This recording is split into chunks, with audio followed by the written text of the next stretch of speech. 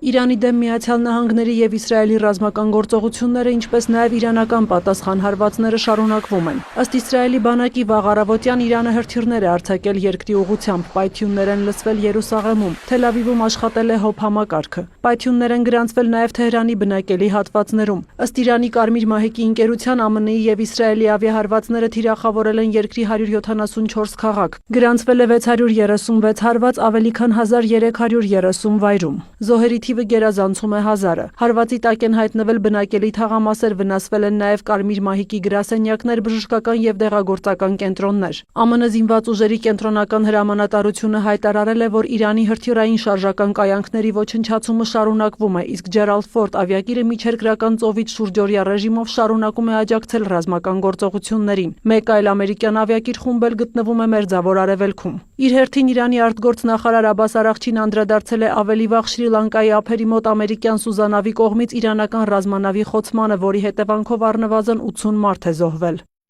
Հնդկաստանի ռազմածովային ուժերի հյուր հանդիսացող Դենա ֆրեգատը, որի տախտակամածին մոտ 130 նավաստի կար, առանց նախազգուշացման հարվածի է ենթարկվել միջազգային ջրերում։ Հիշեք խոսքերս, ԱՄՆ-ն դառնորեն կզղջա իր ստեղծած նախադեպի համար։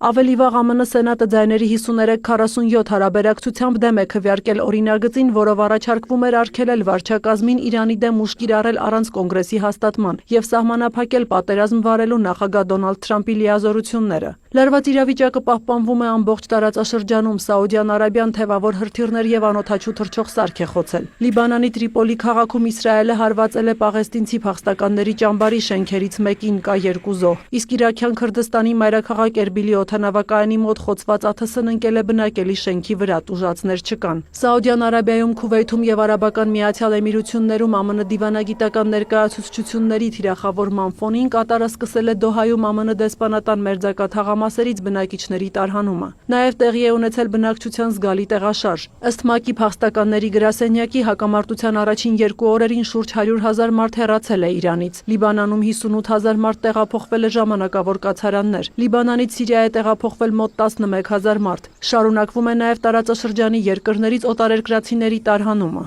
Ուկրաինայի նախագահ Վոլոդիմիր Զելենսկին զրուցել է Արաբական Միացյալ Էմիրությունների, Կատարի, Հորդանանի, Բահրեյնի և տարածաշրջանի այլ երկրների ղեկավարների հետ և օգնություն առաջարկել անօդաչու թռչող սարքերի դեմ պայքարի հարցում։ Նրա խոսքով Մոսկվայի դեմ պատերազմի ընթացքում Կիևն այդ ուղղությամբ արդեն մեծ փորձ է կուտակել։ Քննարկվում է տարածաշրջան ուկրաինացի մասնագետների ուղարկման հարցը։ ԱՄՆ պետքարտուղար Մարկո Ռուբիոն իր հերթին Մերձավոր Արևելքում իրադրությունը քննարկել է տարբեր երկրների գործընկերների հետ, այդ թվում Սաուդյան Արաբիայի, Կիպրոսի, Իտալիայի, Թուրքիայի։ Իր թուրք գործընկեր Հաքան Ֆիդանի հետ զրույցում Ռուբիոն անընդունելի է որակել Թուրքիայի ուղղությամբ Իրանից հրթիռի արձակումը և խոստացել է ԱՄՆ-ի լիակատար աջակցությունը։ Այս միջադեպի առնչությամբ նախագահ Ռեջեփ Էրդողանը հայտարարել է, որ Թուրքիան համապատասխան նախազգուշացումներ է արել։